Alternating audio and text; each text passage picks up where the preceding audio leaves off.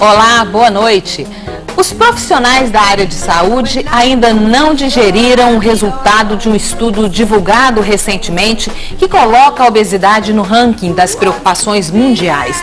No Brasil, a pesquisa de vigilância de fatores e proteção de doenças crônicas por inquérito telefônico, o Vigitel, revelou que 70 milhões de brasileiros, o equivalente a 40% da população do país, estão acima do peso. 47% dos goianos têm sobrepeso e 13% são considerados obesos. O excesso de gordura corporal atinge todas as classes sociais e idade. A fome é um problema que a humanidade ainda não superou, mas o grande dilema no momento é a variedade e a qualidade da comida disponível no mercado. Será que a comida industrializada é realmente a vilã do aumento de peso corporal das pessoas? Como vencer o sedentarismo e ganhar a guerra da balança? Obesidade, o desafio de todos é o tema desta noite do Sobre Todas as Coisas que está começando. Olá, Fernando. Olá, Suzete. Boa noite. Boa noite. Boa noite a você de casa que também está nos assistindo. Então, para falar desse tema, convidamos o Carlos Roberto Veiga Silva, mais conhecido como Beto Senador. Ele é chefe do gabinete da Secretaria da Agricultura.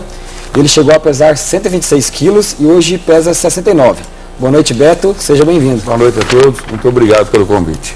Nossa outra convidada é a nutricionista do Rosa Spa Engenho do Corpo, Cíntia Ávila Neri. É um prazer recebê-la aqui, Cíntia. Boa noite a todos. Muito obrigada. E ao meu lado está o médico Leonardo Porto Seba, presidente da Sociedade Brasileira de Cirurgia Bariátrica e Metabólica, capítulo Goiás, e titular da IFSO, Federação Internacional de Cirurgia da Obesidade. Boa noite, doutor. Seja bem-vindo. Boa noite. É um prazer poder estar aqui com vocês hoje. E você faz parte do nosso programa. Tem o nosso e-mail para mandar algumas participações, que é o Sobre Todas as Coisas TV, @hotmail.com. Tem o nosso Twitter, o @sobretodas. Tem o nosso blog na telinha, nosso Facebook, vários meios para participar. Tem o nosso telefone também, o 3201-7708. Nós vamos conhecer a história do Beto, senador, mas antes disso eu quero saber do Dr. Leonardo e da Cíntia se vocês ficaram assustados com o resultado dessa pesquisa. Quase metade dos goianos com sobrepeso, 13% da população obesa e uma porcentagem grande também de obesos no Brasil. Boa noite. Boa noite. De fato, a obesidade é uma epidemia mundial. Então nós estamos seguindo o que está acontecendo no resto do mundo, né? Então hoje o mundo sofre por conta do excesso de peso. E Goiás e Goiânia não é diferente. Então isso é uma epidemia que traz sérios problemas para a saúde, que traz uma qualidade de vida ruim, que traz uma mortalidade precoce. Então são necessárias medidas para combater o que está causando realmente esse aumento de obesidade na população. Então, para mim, isso não foi uma surpresa. Isso é uma tendência mundial e que, felizmente, já começaram-se algumas barreiras. Nos Estados Unidos, já tem estatísticas de diminuição da obesidade infantil pelo trabalho lá do presidente dos Estados Unidos. Então isso é muito interessante e quem sabe, né, as ideias de lá também caem aqui para nós. É uma consequência do crescimento econômico de um país, Cíntia? A questão da obesidade? Consequência desse crescimento e consequência também de um dia a dia agitado, sem uma organização alimentar, sem uma preocupação com a atividade física. Então a gente fica muito preocupado e ao mesmo tempo a gente sabe que existe algumas mobilizações da classe médica, nutricionista, CRN, né, proibindo algumas propagandas que envolvem alimentos em troca de brinquedos, envolvendo também algumas leis municipais, né, que proíbem em escolas públicas lanches calóricos. Então existe uma mobilização e a gente acredita que isso vai ajudar bastante. Beto, senador, conta pra gente como é que foi sua história, que peso o Fernando já colocou, você chegou a mais de 126 quilos. Quando é que acendeu a luzinha? Preciso fazer alguma coisa? O dia que eu passei mal. Aí passei a noite de 2010 para 2011 no hospital, falta de ar, passando mal. Eu cheguei ao zero, falei, minha mulher, quero operar. Aí eu decidi. Isso tem quanto tempo que você operou? Vai fazer 3 anos agora em fevereiro. E você perdeu... Como é que é essa perda de peso? Eu vou saber isso. Até 11 meses, 11 meses, um ano eu tinha perdido já os 53 quilos. nos 11 meses. Então o senhor está mantendo, o senhor está conseguindo manter esse peso? Mantive, mas sempre na balança ao lado. Tá. Existe uma frase que eu não sei nem se as pessoas podem considerar preconceituosa, mas que a pessoa gorda, a pessoa obesa, ela tem a alma da pessoa obesa, quer dizer, a questão da obesidade, de comer muito, é uma questão até genética.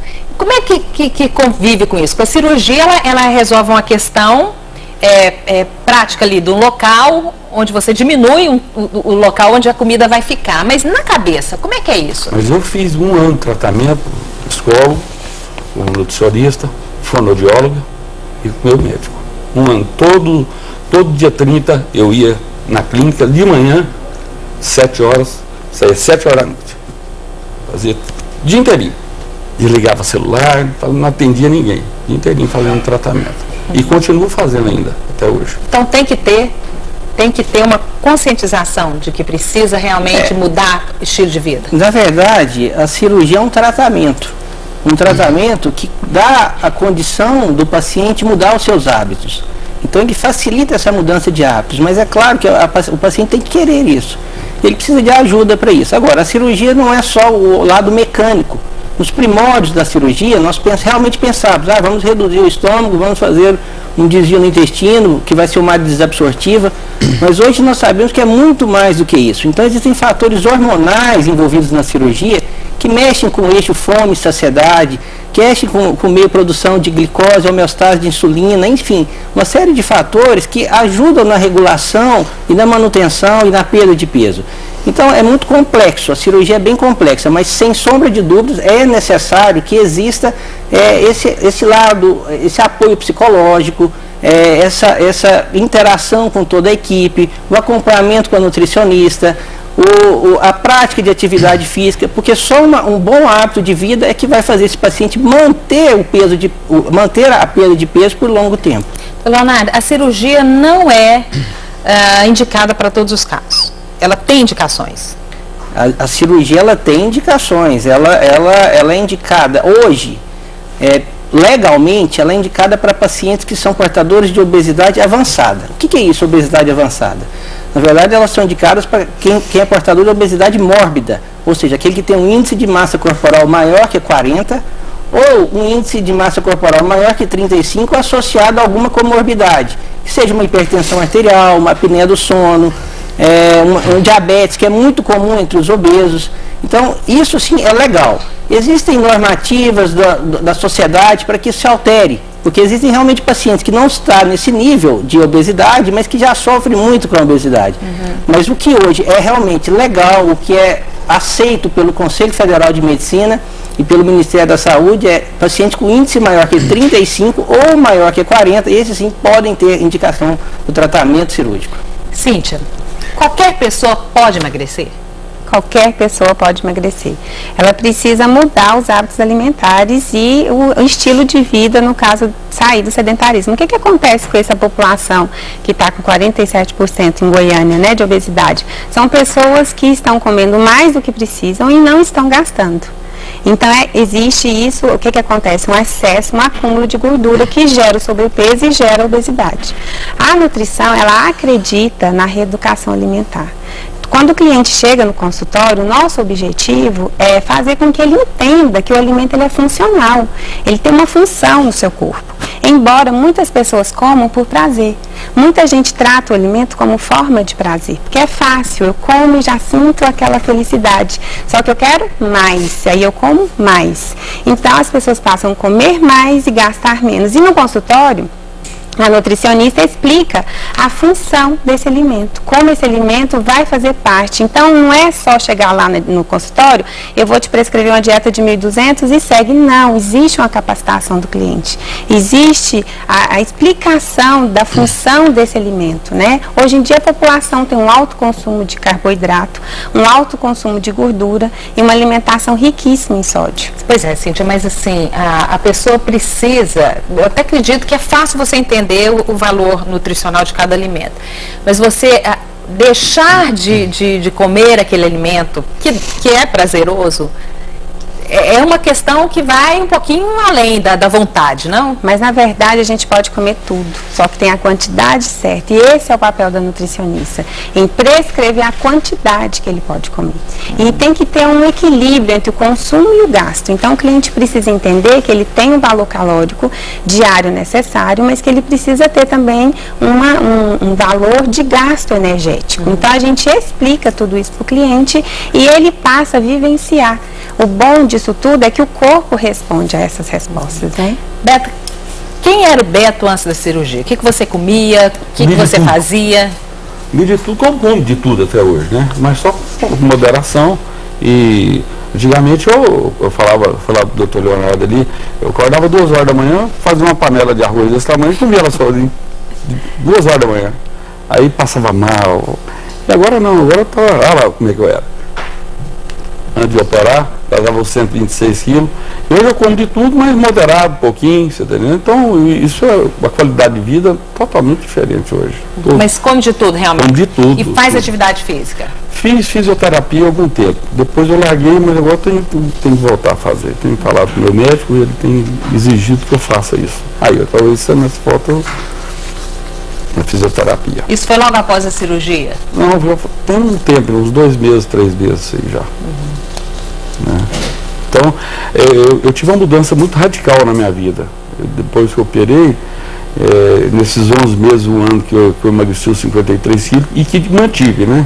Então, mantive e eu fiz tudo muito educadamente, muito educadamente. Então, isso foi muito importante para que eu tivesse sucesso na cirurgia. Então, Leonardo, o Beto tem risco de voltar a ser um obeso? Tem. Mesmo após a cirurgia? A cirurgia é um tratamento, ela não é a cura da obesidade. Então ele tem risco sim de voltar a ser obeso, caso ele não consiga manter essa mudança de hábito que ele está seguindo hoje. Então a cirurgia, como eu disse, ela deu uma chance para que ele consiga mudar seus hábitos. E ele está abraçando a chance que teve. Então assim, todo paciente que opera, ele corre o risco de voltar a engordar, como alguns reganham peso. Então hoje a gente tem uma estatística de mais ou menos, que é uma estatística difícil de ser feita, em torno aí de 10 a 20% dos pacientes volta a ganhar peso. Agora, o que tem que se interrogar também é o que é o sucesso da cirurgia. Porque muitas vezes um paciente que perde uma quantidade de peso, que ele fique bem de saúde, para o médico isso é um sucesso. Mas talvez para ele isso não seja um sucesso porque ele está indo um pouco acima do peso.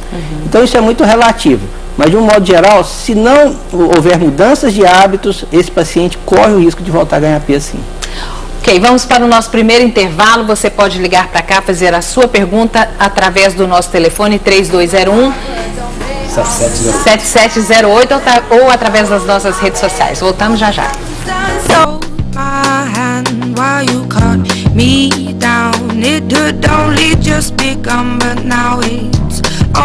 Obesidade, desafio de todos, é o tema desta noite do Sobre Todas as Coisas, que recebe aqui o Beto Senador, que é um ex-gordo, a gente pode falar assim, a nutricionista Cíntia Ávila e o cirurgião bariátrico Leonardo Porto. Bom, muita gente concorda que fazer dieta é algo difícil. Agora, imagine se você for um chefe de cozinha. A nossa equipe foi a um restaurante da cidade conhecer um pouco da história do Carlos Aguiar. Vale a pena conferir.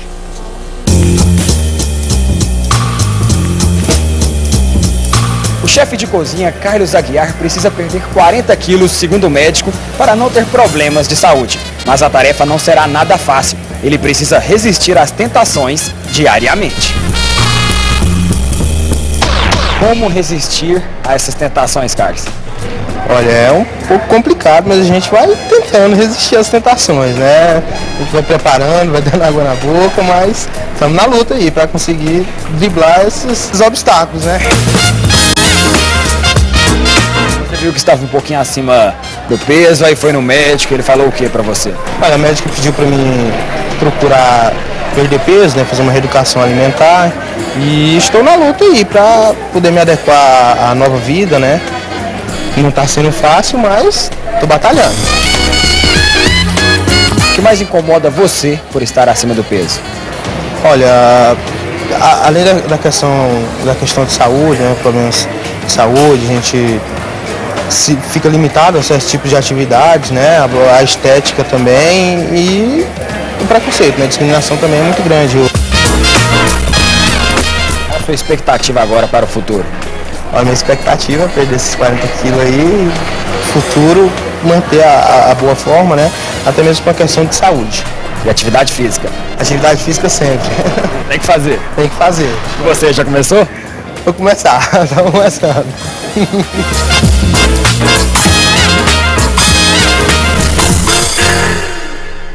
Zé de Carlos agora vai começar a fazer atividade física. Mas, Cíntia, para ele que convive assim, diariamente com alimentação, degustação, um pouco mais complicado, né? É um pouco mais complicado mesmo, porque a gente também procura o prazer. E a gordura dos nutrientes é o que dá mais sabor, palatabilidade e maciez ao alimento. E a gordura, 1 grama de gordura me fornece 9 quilocalorias para 4 quilocalorias de 1 grama de carboidrato e proteína. Como a gordura dá prazer, o que a gente busca comer? O alimento gorduroso. Em um restaurante desse, ele vai optar pela picanha, pelo cupim, pelo aquele macarrão alho e óleo. E essa energia a mais, se ela não for gasta, ela vai gerar um excesso de peso. Ele trabalha ainda em 2 períodos em outro restaurante. Pois é. Então, a dica para ele é ele comer mais frutas, mais verduras, que vai ter a fibra como componente, né? A fibra é um alimento que ela dá saciedade e absorve um pouquinho dessa gordura e desse carboidrato e elimina nas fezes. Então, tem que ser uma alimentação rica em fibra e pobre em gordura, que é a dica que eu deixo para ele. Doutor Leonardo, você falou que tem vários chefes de cozinha que já fizeram. Eu tenho alguns pacientes que trabalham com cozinha, que são donos de restaurante e já fizeram a cirurgia. Infelizmente eles vão indo bem. Agora, depende muito da pessoa, depende muito realmente da sua posição em relação à obesidade, em relação a querer mudar de vida. Então, precisa de conscientização, maturidade, que nós estávamos falando aqui. Eu acho que quanto mais jovem o paciente, é realmente mais difícil ele manter essa perda de peso, né? Porque o jovem, talvez ele com o excesso de peso, ele se prive de muitas coisas que a juventude possa lhe dar prazer. E quando ele perde peso, ele quer aproveitar isso, e talvez ele exceda de um lado ou do outro e possa até vir a ganhar peso. Mas, enfim, a cirurgia, ela precisa de conscientização, de maturidade, para que realmente ela possa surtir um bom efeito, não a curto prazo, mas a longo prazo.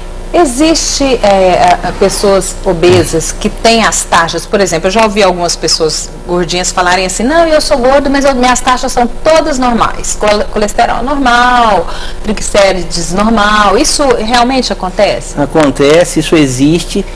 E isso talvez seja até uma luta aí da sociedade para padronizar, porque da mesma forma que existem pessoas obesas com taxas normais, existem pessoas com um índice de obesidade mais leve, mas com taxas muito alteradas, que talvez essas pessoas se beneficiariam muito mais da cirurgia do que daquele obeso que tem as taxas normais.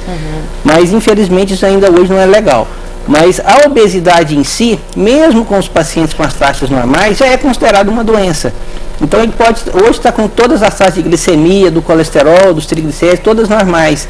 Mas de fato ele tem uma grande predisposição a desenvolver doenças por conta do peso. Algumas participações aqui do Pedro, do Negrão de Lima, ele fala o seguinte: fez a cirurgia de redução há 4 anos e voltou a engordar. Pode refazer a cirurgia?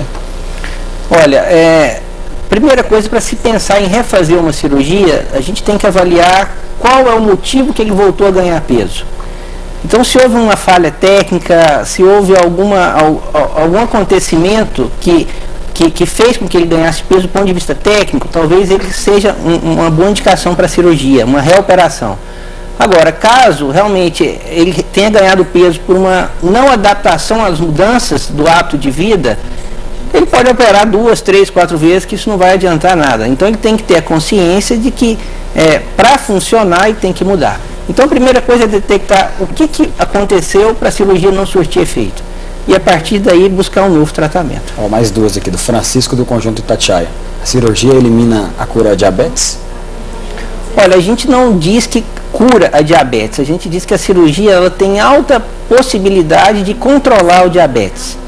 Então hoje nós sabemos que dependendo do tipo, obviamente, da gravidade do diabetes, esse paciente tem uma chance de 85% até 90% de chance de ficar sem a diabetes. Então, realmente isso é muito bom, é muito importante. E hoje a cirurgia, uma das indicações realmente da cirurgia tem sido a diabetes, porque o controle da diabetes tem mostrado um aumento muito grande do tempo de vida.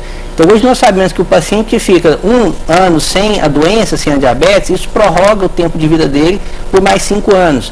Então assim, realmente a diabetes é uma doença muito séria, uma doença crônica, uma doença surda, né, que a pessoa não sente nada, quando ela sente é porque a diabetes está muito alterada, e que a cirurgia realmente também vem mostrando esse benefício para esse tipo de paciente. Leonardo, a obesidade leva ao diabetes? De fato, assim, são doenças que estão andando em conjunto. Então, grande parte dos diabéticos tipo 2, eles são portadores de obesidade. Porque a obesidade predispõe à formação do diabetes. Uma questão de resistência à insulina, acúmulo de gordura, que faz o pâncreas funcionar mal, enfim, é bem complexo. Mas, sem sombra de dúvida, a diabetes, a obesidade, ela pode levar, sim, o paciente a adquirir diabetes. Beto, você falava que é muito preocupado hoje com a questão nutricional de tudo aquilo que você come. Você não tem nenhuma doença mais que, em consequência do período que você ficou obeso? Minhas taxas estavam todas alteradas, inclusive eu já estava no pré-diabetes. Aí, hoje, as minhas taxas são abaixo dos normais. Pelo fato das refeições que eu como, que eu me alimento, muita verdura, muitos legumes, muitas folhas e eu evito de comer massa hoje, carne, eu não como mais carne, muito pouca carne. Então, eu me controlo com tudo isso aí. E tem feito minhas taxas de 2 meses, tem dado abaixo do normal. O meu médico tem me parabenizado por isso aí. Que bom, que bom. Carlos, do setor Bueno, para o Dr. Leonardo, se você indica o balão da cirurgia. Olha, o balão é um método também aceito pelo Ministério da Saúde, né? E é um método não é cirúrgico, é um método endoscópico, ele tem suas indicações. É claro que ele não é tão eficaz quanto uma cirurgia, mas ele realmente tem um poder sim de ajudar na perda de peso, dependendo do caso. Então, naqueles pacientes que realmente têm um sobrepeso, ou seja, um índice de massa corporal de 28, 29, 30, talvez o balão, dependendo do caso, seja uma boa indicação. Ou naqueles pacientes extremamente obesos, que esse paciente está impossibilitado de chegar a uma cirurgia pelas suas condições de saúde, talvez um balão ajudaria ele a melhorar seu quadro de saúde clínica para que ele pudesse chegar a uma cirurgia. Mas, sem sombra de dúvida, o balão, em alguns casos, ele tem uma boa indicação. Eu te perguntei já se qualquer pessoa pode emagrecer fazendo uma dieta ou sem uma cirurgia, mas até o obeso mórbido, ele é capaz de perder 60 quilos, por exemplo. Quem precisa perder 60 quilos tem uma obesidade mórbida, Exato. né? É possível emagrecer desse tanto só com reeducação alimentar? É possível e a gente vivencia isso hoje no spa. Os clientes chegam com 150 quilos, 200 quilos e eles têm um acompanhamento com a gente assim de 6 meses, 1 ano. Então é um tratamento que é a longo prazo. Não é um tratamento rápido, né? Porque tem que ter mudanças no hábito de vida, mudanças no aspecto psicológico, no aspecto da atividade física. Então, lá ele é acompanhado por uma equipe multiprofissional. E a gente tem conseguido avançar para o sucesso disso e até mesmo no acompanhamento para a manutenção desse processo. Né? Gente, criança não pode fazer essa cirurgia, né, doutora? Pode? Em via de regra, não. Em algumas exceções, sim. Por exemplo, hoje a gente já operou para criança de 11 anos. Mas assim, é a exceção das exceções, entendeu? Mas em via de regra é maior de 16 e menor de 65 anos. O que fazer então com as crianças obesas? Hoje nós temos essas estatísticas que nós enumeramos aqui, elas atingem tanto a criança quanto o adolescente, o jovem e o idoso, né? Como lidar com a criança obesa? No caso da nutrição, a gente tem na consulta um bate-papo bem legal, agradável, onde a gente coloca a função de todos os alimentos. existe ali um momento que a gente faz um acordo com a criança. Ela chega cheia de hábitos alimentares errados, com querer, com vontade de comer só o que dá prazer. Então a gente combina, né, de experimentar e a gente vai ganhando confiança e acompanhamento da atividade física para gerar o gasto dessa energia acumulada, né? Então é um processo também a longo prazo. Doutor, o que fazer uma mãe que está desesperada, que a gente falava aqui que é uma questão até de maturidade você conseguir emagrecer. A pessoa precisa querer muito emagrecer. E é uma coisa mais difícil quando a gente está falando de criança, né? O que fazer com essa criança que não pode ser operada, não tem uma indicação cirúrgica e tem aí uma obesidade mórbida? Eu acho que é muito complexo, porque aí realmente a gente precisa de política para que exista mudança de hábito nas escolas, nos comerciais, nas indústrias de alimentação, para que realmente diminua o teor calórico, estimule a criança a praticar atividade física, mas acima de tudo tem que conscientizar os pais, porque as crianças são reflexo dos pais. Então, se os pais têm uma alimentação mais saudável, a chance da criança ter uma alimentação melhor é mais fácil. Agora, se o pai enche a casa de refrigerante, de guloseimas e de coisas só hipercalóricas e de baixo valor nutricional, então dificilmente essa criança ela vai ter uma alimentação boa. Então eu acho que é uma conscientização, orientação a nível de escola, a nível nos bairros, né? Eu acho que a política ela tem que estar atrás disso para fazer campanhas realmente para orientar a população. Eu acho que somente assim a gente vai conseguir parar essa epidemia que está começando com as crianças também. Hoje você vai numa escola, você vê uma sala ali, está cheia de crianças já bem acima do peso, que antigamente eram as fofinhas. Hoje já são as gordinhas que já são vítimas de bullying, são vítimas de um grande preconceito e que futuramente, provavelmente, desenvolverão uma doença, obesidade e doença grave. Então, é complexo, mas eu acho que é possível. Beto, você foi uma criança gordinha? Não, fui magro. Então... Agora, eu engordei muito numa época, desses anos que eu também fui dono de restaurante. Eu estava vendo um rapaz falando sobre lá, é difícil para a pessoa se manter. Então, depois que eu fiz cirurgia, e a minha vida é a vida ativa, festas. Socialmente ativa, né? Geralmente essas então, pessoas... eu fico me policiando também, porque eu não posso também chegar numa festa e jantar. Tem finais de semana aí que eu tenho 3 festas para ir no sábado, 3 na sexta, domingo é o dia inteirinho de confraternizações e festas, eu tenho que me policiar, porque se eu não me policiar, eu vou voltar a engordar. Um bebê fofinho será um adulto obeso?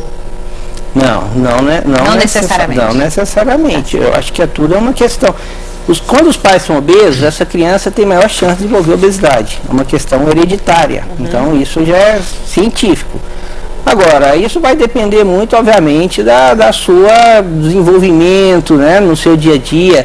Né, os bebês que amamentam, a doutora pode falar melhor do que eu isso, mas que amamentam têm menor chance de desenvolver obesidade, né, amamentam o período de 6 meses. Então, tudo isso são fatores que realmente faz com que a gente bloqueie aí o aumento de obesidade que está mundial.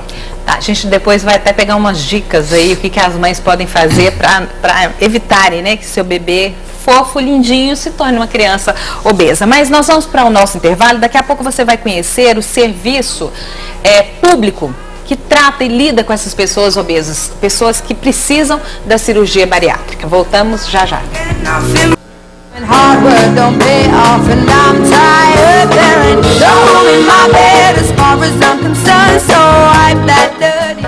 O Hospital Geral de Goiânia é uma referência para o tratamento da obesidade. Quando o excesso de peso vira doença, a cirurgia bariátrica ainda pode ser uma solução. Mas o tratamento é longo e deve ser acompanhado por uma equipe que envolve médicos, cirurgiões, psicólogos e fonoaudiólogos. A Sociedade Brasileira de Cirurgia da Obesidade calcula que 70 milhões de brasileiros estão acima do peso. E esse número mais que dobrou nos últimos 30 anos. E em Goiás, estima-se que 47% da população tenha sobrepeso. Por isso viemos aqui, no Hospital Geral de Goiânia, para saber como está sendo feito o programa de combate à obesidade. Hoje nós consistimos de um grupo multiprofissional. Esse programa é direcionado aos pacientes com obesidade mórbida. São pacientes que a obesidade é tão vultuosa que são incapazes, muitas vezes, de se locomover para fazer as próprias necessidades básicas do seu cotidiano. Nós fazemos encontros semanais, onde eles vão entender, de fato, que não só a questão da dieta, a questão da mudança de hábitos vai interferir. Eles precisam melhorar, inclusive, as suas relações, tanto pessoais, buscando uma melhor autoestima, quanto nas relações familiares. Obesidade é doença e eu estou doente. Então, aqui como uma referência, né, dos melhores profissionais de cirurgia bariátrica, eu estou ansiosa, aguardando para que esse ano ainda eu consiga fazer a cirurgia. E eu fiz essa cirurgia, o difícil é a gente adaptar a alimentação, de 15 em 15 minutos, um copinho de 200 ml de sopinha, né, de caldinho, e da agora para frente minha vida não vai ser a mesma, vai ser bem diferente. Joana, após 6 dias, como você está se sentindo? Depois da cirurgia, estou ótimo, já estou andando, hoje já estou recebendo alta, vou para minha casa, terminar a minha recuperação em casa. E a cirurgia bariátrica é um tratamento, é o último recurso. O ideal é que o paciente não chegue a esse extremo. Isso se faz através de medidas preventivas. Boa alimentação e atividade física constante. E educação.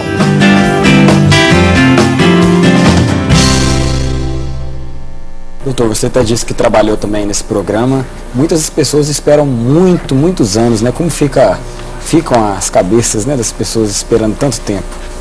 Infelizmente, assim, a nível de Brasil mesmo, hoje é um funil, né? É muita gente precisando de cirurgia e as cirurgias pelo sistema público realmente deixa a desejar. E Goiás está um pouco atrás disso, infelizmente, porque dos estados do Brasil, Goiás, se não me engano, o Piauí, são os únicos que não têm credenciamento pelo SUS para fazer essa cirurgia. Então a cirurgia feita no HGG, no Hospital Geral, é uma cirurgia bancada pela Secretaria de Saúde do Estado. Ela não é bancada pelo sistema do SUS, que poderia trazer muito mais recursos, muito mais dinheiro para o hospital, para que realmente pudesse alavancar aí essa quantidade tão grande de paciente que precisa ser operado e poucas cirurgias realmente são feitas semanalmente ou mensalmente devido a inúmeras dificuldades gerais, aí, isso não é só aqui em Goiás, mas no Brasil inteiro que passa aí a saúde pública. Só uma curiosidade, o Fernando mostrou nessa matéria uma mulher que tinha quantos dias, Fernando, de operado? 6 dias, Joana. 6 dias, já andando, não é uma cirurgia então assim invasiva, a gente sabe que ela mas é perigosa, que realmente abate muita pessoa, que a gente tem aquela impressão. De fato, assim, é uma cirurgia complexa, mas que hoje os riscos existem, mas são baixos. Então hoje os pacientes, de um modo geral, eles operam, por exemplo, de manhã e à tarde eles já estão caminhando no corredor do hospital e geralmente ficam em torno de 36 a 48 horas hospitalizados. Então realmente é uma cirurgia que está evoluindo muito, né? A forma videolaparoscópica ela veio acrescentar muito, veio facilitar, veio trazer muitos benefícios para o paciente. Então é uma cirurgia que modernizou, visto que hoje o número de complicações realmente são mínimas, né? Se comparado aí a 12, 15 anos atrás, onde os índices realmente de complicações eram muito altos. Então hoje é uma cirurgia que popularizou. Quem trabalha com cirurgia de obesidade hoje praticamente só trabalha com a cirurgia de obesidade, ou seja, é uma dedicação quase que exclusiva, e isso obviamente traz respaldo, traz conhecimento técnico, traz aprimoramento científico, e sem sombra de dúvida quem beneficia com isso são os pacientes que são tratados por conta dessa doença. O professor Márcio Manuel tem a participação aqui. Falou assim, a nutricionista Cíntia disse que qualquer pessoa pode emagrecer, mas qualquer pessoa pode fazer a cirurgia bariátrica? Só represando por ele. Não, a cirurgia ela tem as suas indicações, né? As indicações são o índice de massa corporal, e além do índice de massa corporal, geralmente quem é operado são aqueles pacientes que não surtiram efeito com um tratamento clínico. Então a maioria deles já tentaram medicações, tentaram dietas e realmente não surtiram efeito. Então esses pacientes, esses sim têm indicação do tratamento cirúrgico. Essa história de que algumas pessoas engordam para poder emagrecer, isso é verdade? Olha, infelizmente isso é uma realidade. Por questão, veja bem, a pessoa ela tem um índice de massa, por exemplo, índice de massa corporal de 38. Ela pesa 100 quilos. E para ela ter uma autorização do seu plano de saúde, ela precisava pesar 108 quilos, por exemplo. E essa pessoa não consegue abaixar dos 100 quilos. Ela está nessa luta para abaixar dos 100 quilos tem 5, 7 anos. Então, a forma que ela vê de poder conseguir uma cirurgia é ganhar peso. A gente nunca estimula isso. Pelo contrário, a gente combate esse tipo de ato, mas a gente sabe que isso acontece, os pacientes conhecem as normas, eles conhecem o que tem que fazer para ser submetido à cirurgia. Tem a participação aqui da Maria das Graças de Aparecida de Goiânia. Ela tem um sobrinho que vai operar, ele tem 16 anos e é indicado a cirurgia. Você até falou que a questão a partir de 16 anos, né? Isso, pela nova portaria do Ministério da Saúde, a partir dos 16 anos, esse paciente pode ser submetido sim ao tratamento cirúrgico. Mas assim, essas idades extremas tem que ser muito bem avaliado, muito bem estudado para você poder realmente chegar a uma cirurgia. Tem outra participação aqui do Vitor, do Residencial Havaí. Essa é um pouquinho diferente. Ele tem uma sobrinha, ela é obesa e usuária de drogas. Ela pode passar pela cirurgia mesmo sendo usuária? Não, uma das contraindicações para o tratamento cirúrgico realmente é a dependência de droga. Então, se essa paciente é dependente, ainda é usuária, ela não pode ser operada. É claro, as pessoas que são ex-usuários ou que abandonaram as drogas, elas têm uma chance. Agora, aqueles que ainda estão em uso, essa é uma contraindicação formal para o tratamento cirúrgico.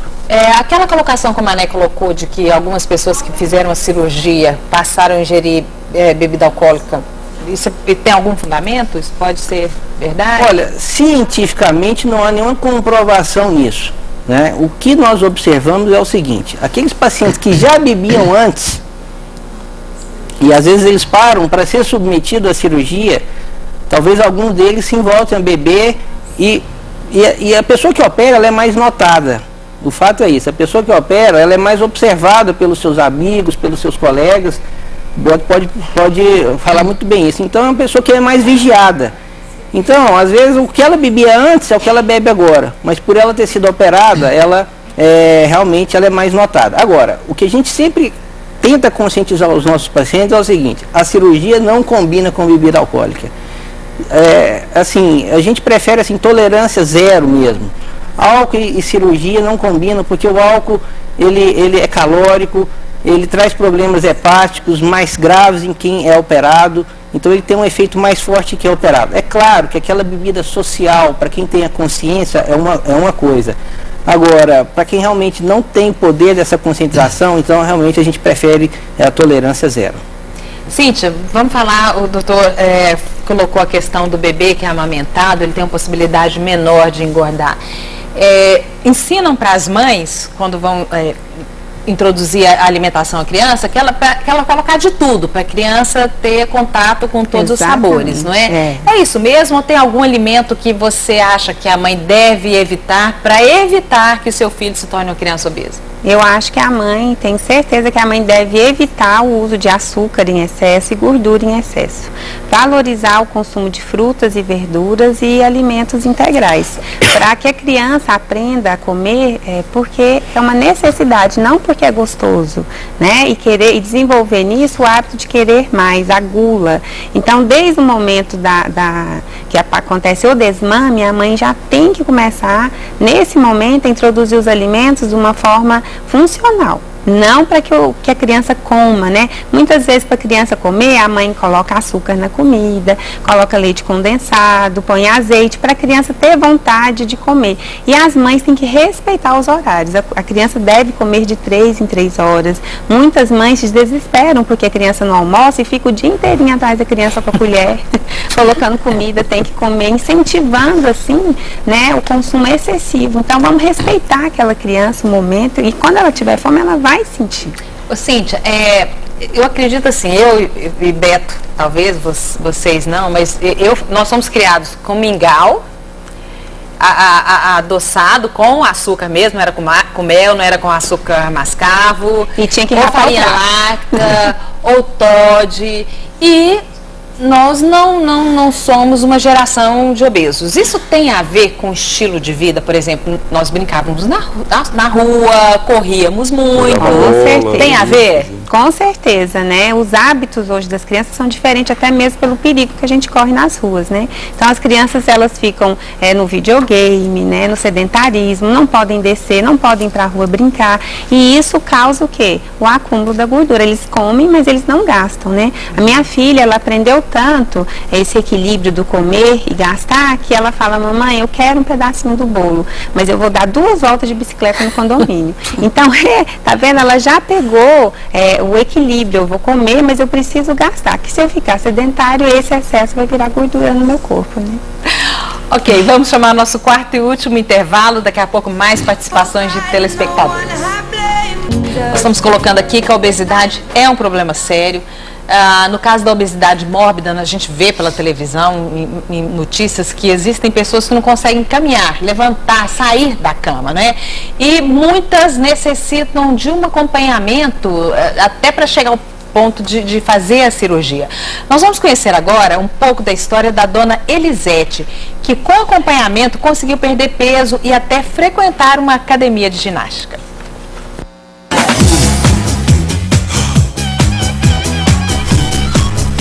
O personal trainer Augusto Melo realiza um trabalho um pouquinho diferente dos demais profissionais da área.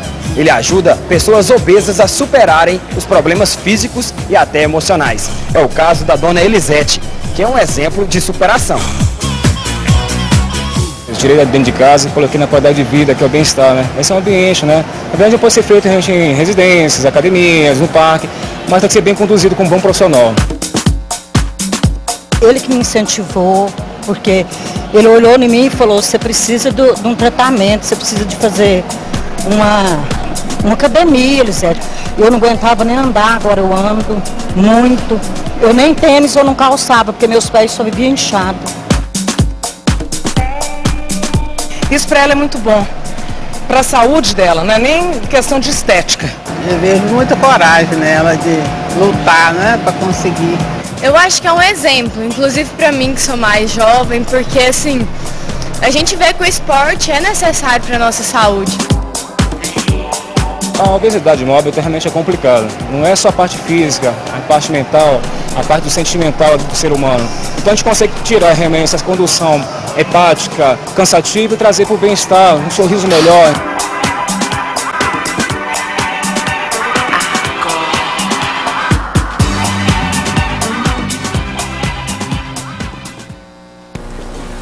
Doutor Leonardo, é o comportamento exemplar que ela pensa em fazer a cirurgia no futuro? Perder alguns quilos e em seguida fazer a cirurgia? Não, é o ideal, né? Para quem realmente está muito acima do peso, o ideal e que nós pedimos no consultório é exatamente isso. Perder um pouco de peso para que a sua cirurgia realmente seja mais tranquila. Agora, muitos dos pacientes também não conseguem fazer atividade física. Vocês vão fazer uma caminhada pelo excesso de peso, machucam o joelho, machucam o tornozelo, não tem como ter uma orientação mais adequada. Então, assim, a vida de quem realmente tem o excesso de peso muito alto não é fácil. Mas a gente sempre aconselha realmente um tratamento pré-cirúrgico, né? Uma perda de peso, uma tentativa de mudança de hábitos, uma melhora na sua alimentação para que realmente ele chegue à cirurgia numa condição mais adequada, até para poder encarar um pós-cirúrgico. A dona Elisete está no caminho certo. Está no caminho certíssimo. Ó, Terezinha aqui do Parque Ateneu. Ela está com 70 anos e pesa 68 quilos e se sente cansada com dormência no corpo. Isso é devido ao peso? Olha, com 68 quilos, eu não sei a altura que ela tem. Dificilmente seria obesa, né? Provavelmente não é por devido. Ela pode estar um pouco acima do peso, se ela for muito baixa, e que é natural com a idade, as pessoas vão ganhando um pouco de peso. Então isso é natural do ser humano. Então, assim, nós temos que avaliar o que é um sobrepeso normal, natural, e o que é uma obesidade realmente doença. Ó, tem uma participação da Giza Ramos aqui pelo nosso e-mail. Fazer um elogio ao senhor aqui, ó. Esse é o melhor cirurgião do mundo. Fala qual o risco de morte na cirurgia e pós-cirurgia, né? Falou, estou operada pelas mãos do Dr. Leonardo há 44 dias. Olha, obrigado pelo elogio. O índice de mortalidade com uma cirurgia de obesidade hoje, ela é muito baixa. Ela é menor do que 1%. Ela gira em torno de 0,2% a 0,3%. Mas existe. Agora é baixo.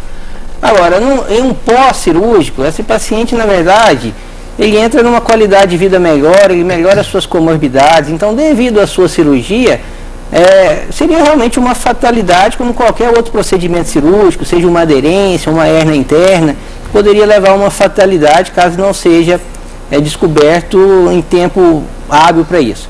Mas assim, realmente os riscos maiores são nos primeiros dias de operado, mas felizmente são riscos baixos. Silvana da Alphaville. A irmã dela fez cirurgia, ela estava pesando 74 quilos e o médico a operou. Hoje ela pesa 49 e está muito doente. O médico poderia ter feito outra cirurgia, sendo que ela não estava tão acima do peso? É difícil avaliar o motivo da cirurgia, o motivo que levou essa paciente realmente a ser submetida à cirurgia. Existem vários tipos de cirurgias, cirurgias que faz perder mais, cirurgias que faz perder menos. Então hoje no nosso consultório nós não padronizamos uma cirurgia só. Então nós avaliamos realmente a necessidade de cada paciente, se ele tem diabetes, se ele tem apneia do sono, a quantidade de peso que ele vai se sentir bem. Então tem pacientes que realmente tem 120 quilos, mas não quer pesar 70, ele quer pesar 90, 95, porque acha que é aquilo que ele vai se sentir bem. Então a gente tem que adequar a cirurgia com o tipo de paciente. Então não existe um padrão, uma receita de bolo para todo mundo. Marlene Água Branca, se a pessoa que passa pela cirurgia, ela tem que fazer a ligação do intestino? Não, depende da cirurgia que ela vai ser submetida. Existem cirurgias que realmente mexem no intestino, que causam desvio intestinal, e tem cirurgias que só abordam o estômago. Isso depende do paciente, depende da necessidade, como eu disse anteriormente. Cíntia, você falou que da gordura, e o Beto, inclusive, falou que deixou de comer carne. Hoje, a impressão que a gente tem é que a carne que a gente compra, ela vem cheia de hormônios ou cheia de gordura, né? Você, hoje, o frango, por exemplo, quando você pega um frango ali, só tem gordura. Existe fundamento nisso? Realmente é mais perigoso? Essa carne que a gente come hoje, ela é mais perigosa? Ela tem mais gordura mesmo? Ela é mais perigosa pela quantidade de gordura realmente que esse hormônio vai propiciar. Como eu te falei, 1 grama de gordura te fornece 9 quilocalorias. Para 4 quilocalorias de 1 grama de carboidrato e proteína. Então é o dobro de calorias, né? Então o produto que tem uma porcentagem maior de gordura vai gerar, se não houver o gasto de energia, um acúmulo maior de peso. Então, a gente tem que rever, utilizar carnes magras. Se a carne vier com gordura, a gente pode retirar no preparo, né? Lá no Rosa Spa, na nossa cozinha, a gente não usa óleo há 16 anos. Toda a produção do alimento é feita isenta de óleo. E a comida é gostosa, porque a gente abusa da cebola, do alho, dos temperos. Então, a gente tem que desvincular essa questão do óleo na comida para produzir. O óleo a gente coloca hoje em dia para dar sabor, porque na própria carne que você comer já vai ter ali a quantidade de óleo necessária para desempenhar as funções no corpo. Então a gente tem que evitar realmente as carnes gordas. Como a gente não pode influenciar lá no produtor, a gente na nossa casa a gente evita, retirando e utilizando pouca quantidade no preparo da alimentação. Essas dietas que excluem totalmente um tipo de alimento, quer dizer, a gente sabe, está vendo aqui que a carne pode ser prejudicial pela quantidade de gordura que ela tem. Mas tirar totalmente. O Beto disse que de vez em quando come, né, Beto? Vai num churrasco. Muito pouco. Muito pouco. Muito pouco. Eu vou em churrasco, vou em festa, tudo, mas eu evito. Evito porque eu não gosto mais de comer carne do jeito que eu já não gostava de comer. Então hoje eu não como. Como um pedacinho ou outro, um pedaço muito pequenininho, insignificante. Mas tirar totalmente? Não é legal. A gordura, ela tem uma função no corpo da gente. Ela é importante na formação dos hormônios e algumas vitaminas são veiculadas pela gordura. Então, se a gente tirar totalmente, a gente vai ter malefícios no corpo da gente. O ideal é saber o quanto utilizar dessa gordura, né? E não exagerar. O mais interessante é que as pessoas, elas colocam gordura e procuram os alimentos gordurosos porque dão prazer. Porque vai trazer aquela sensação de bem-estar. E a gente não pode esquecer que o alimento pode ser gostoso, mas ele não pode ser a nossa fonte de prazer. Mas e o vegetariano e o vegano? Aí o vegetariano e o vegano eles não vão comer a carne, né? Mas tem outros substitutos, o leite, o queijo, né? E se ele não comer nem leite, nem queijo, a gente entra com a suplementação. Muito utilizado hoje em dia, né? Gente, nosso tempo acabou, infelizmente, mas a gente pode tirar uma lição daqui. O que o doutor Leonardo falou bem no começo do programa, que nos Estados Unidos eles já começaram a mudar essa realidade, esse quadro, não é? Vocês colocaram muito bem que parte da infância, de políticas públicas, né, que impeçam ou inibam um pouquinho a propagação desses alimentos ricos em açúcar, em sal, e uma série de coisas aí. Cada um pode fazer a sua parte, pode comer de tudo, desde que se consuma com moderação e se gaste, né? Eu costumo dizer que a gordura tem a ver, a obesidade tem a ver com matemática. É continha. Você comeu, você tem que gastar. Exatamente. Gente, mas muito obrigada, foi um prazer recebê-los aqui, Cíntia. Muito obrigada. Eu queria só deixar uma mensagem para todo mundo, né? Motivação é o que a gente precisa para começar e hábito é o que a gente precisa para continuar. Obrigada. Beto, senador, prazer recebê-lo aqui. Obrigado, agradeço também. E quem é obeso, eu acho que tem que procurar um médico para cuidar da sua saúde. Ainda mais vai ficando na certa idade, você tem que cuidar. Porque se não cuidar, você tem 3 opções. Ou você opera, ou você emagrece, ou você morre. Então vamos viver com saúde. Obrigada, Beto.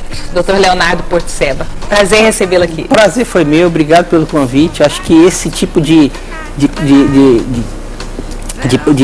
programa que fala sobre a obesidade, acho que é muito importante, porque começa a conscientizar as pessoas realmente do que é importante, do que tem que se ficar mais atento, porque é um problema que está nas nossas portas, um problema que está na nossa família, então nós temos que ficar muito atento para que isso a gente possa fazer uma reflexão de que a obesidade é doença, ela faz mal, ela cai a qualidade de vida e tem como combater. Né? Isso é o mais importante. Muito obrigado. Obrigado, senhor. Tchau, Fernando. Tchau, Suzete. Boa noite a você que participou com a gente através do telefone, das redes sociais. Não perca o reprise do Sobre Todas as Coisas, sábado, 7 da noite. Na próxima segunda nós estaremos aqui com mais um tema. Até lá.